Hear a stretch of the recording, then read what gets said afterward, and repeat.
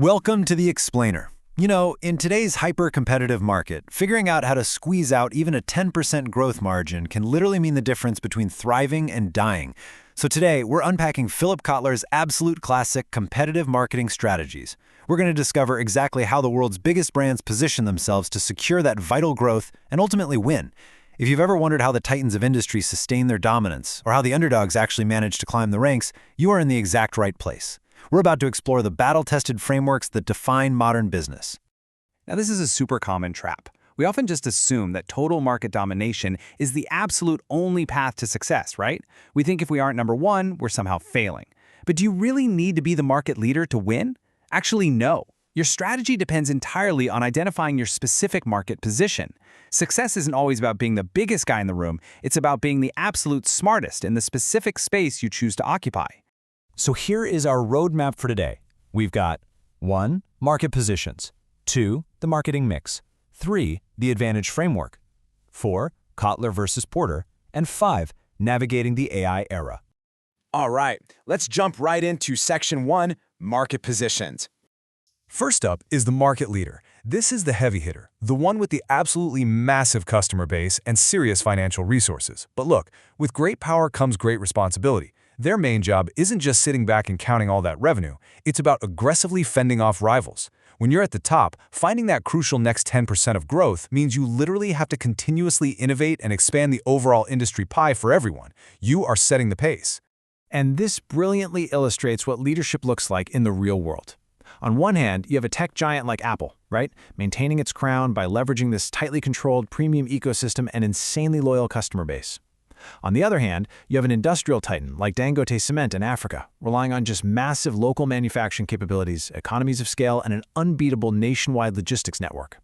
Totally different industries, but the exact same leadership mindset. Dominate, expand, and defend. Now, if you aren't the leader, you might just be a market challenger. And a challenger is definitely not content with second place. They are constantly attacking that top spot.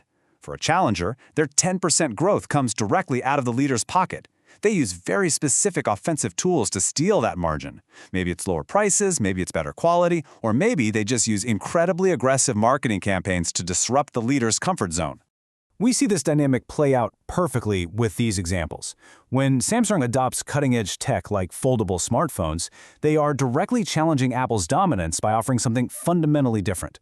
Or look at the telecom sector. Airtel Nigeria aggressively rolls out highly affordable data plans and promos to go toe-to-toe with the market leader, MTN.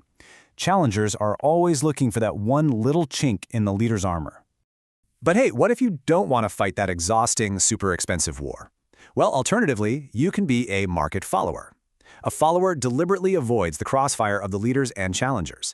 They choose instead to operate highly efficiently in the background. They carefully learn from the pioneer's costly mistakes, improve on existing products, and ultimately compete heavily on value rather than raw bleeding-edge innovation. Brands like Infinix in smartphones and Hi-Look in security systems perfectly embody this approach. They deliver excellent value, really attractive designs, and solid, reliable performance to cost-conscious buyers. They don't have to sink billions into R&D. They just wait for the market to validate a new technology, and then they deliver it efficiently. It's a highly profitable way to secure steady growth without painting a giant target on your back. Finally, we have the market nicher. The nicher completely ignores the masses. They don't want everyone's business. They just want to fiercely dominate a tiny, highly specialized sliver of the market. They cater to very unique, specific customer needs that the big mass-market players are honestly just too massive to even care about. By focusing purely on prestige, custom-built craftsmanship, and absolute luxury, brands like Rolex and Rolls-Royce generate incredible, world-renowned success. They never try to sell a watch or a car to the average consumer. They target ultra-high net worth individuals, winning big by offering total exclusivity. So let's take a quick look at this summary.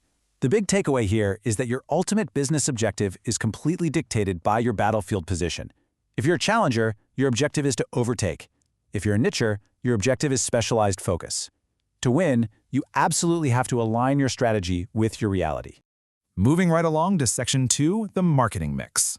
These are the actual tactical tools companies use to attract customers once they've chosen their battlefield position. You probably know them as the classic 4Ps. Whether it's Apple's constant product innovation, Xiaomi's incredibly aggressive penetration pricing, Coca-Cola's omnipresent promotional advertising, or Amazon's legendary distribution network ensuring products are right at your doorstep, these are the fundamental levers of competition you have to pull to execute your strategy. Which brings us to Section 3, the Advantage Framework. Kotler's competitive advantage framework breaks the customer journey down into this brilliant, logical six-step chain. And notice what's sitting at the very end: higher profitability. This proves that profit is simply the final result of deeply satisfying customer needs through superior product quality.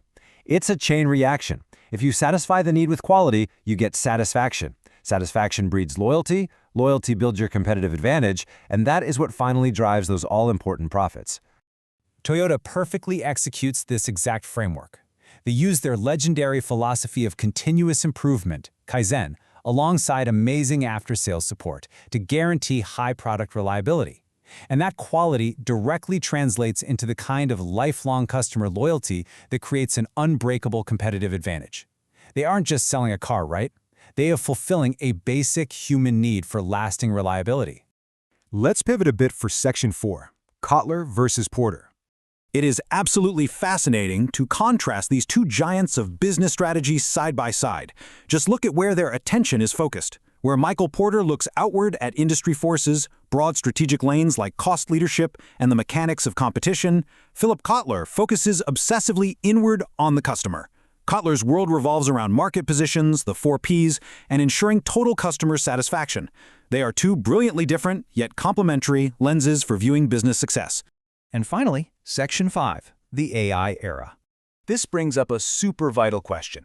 Do these classic customer-centric frameworks actually survive in our rapidly changing AI-driven world?